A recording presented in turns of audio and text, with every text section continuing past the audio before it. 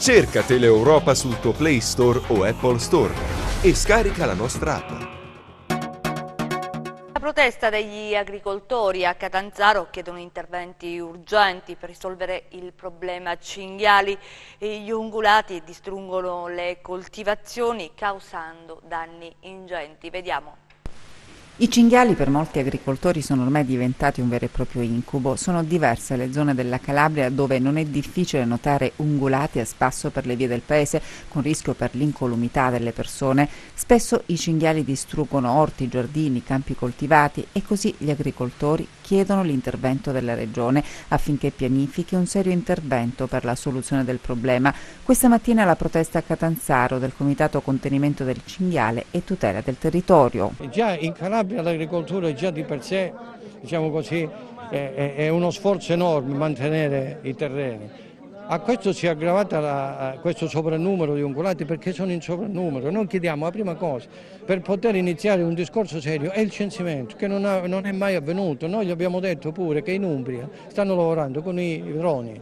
I droni in una settimana riuscirebbero benissimo, perché lavorano di notte, perché lavorano sul calore della temperatura del sangue, a poter quantomeno al 99% censire i cinghiali presenti quantomeno nel territorio dove sono state riscontrate delle infezioni di tubercolosi bovis, che come lei ben sa la tubercolosi bovis può attaccare anche l'uomo. Avanti alla porta deve avere i cinghiali mangiando il Gran Turco, persino tutti, primatore, panicolo, tutti. Io già avevo fatto una lettera e loro non stanno fatto vivi.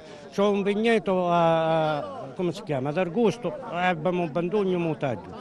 C'ho un panicolo, non lo chiamiamo, abbiamo recinto, mi chiudo che già mi sto mangiando. Io ho danni ingenti, ho 4 ettari di terreno, tutto devastato. Io ho dovuto tagliare un vigneto da 1800 piedi di vite e facevo 12 quintali di uva e per comprarlo sono andato all'estero, non in Italia ho lavorato. Ho fatto 26 anni di emigrazione per poter comprare questo pezzo di terreno. Dal 2009 che non prendiamo un centesimo dei danni e nonostante i cacciatori versano la quota, che sono 110 euro mi pare ogni cacciatore, la quota che è destinata proprio per i danni agli agricoltori, e non abbiamo mai percepito un centesimo dal 2009 adesso. Quindi potete capire bene, un'azienda non ha raccolto perché non può raccogliere niente, non prende nessuno incentivo dalla regione, anche se quella è una lemosina che non può mandare avanti un'azienda agricola nel modo più assoluto. Quindi non ci resta più nient'altro da fare, siamo disoccupati in poche parole, non possiamo più coltivare, non possiamo mandare avanti più le nostre famiglie, le nostre aziende dobbiamo chiudere, quindi svendere, perché in questo momento nessuno compra più animali, per dirvi terreni che hanno perso il valore, cioè è un'economia che sta cadendo a pezzi e le istituzioni ci guardano.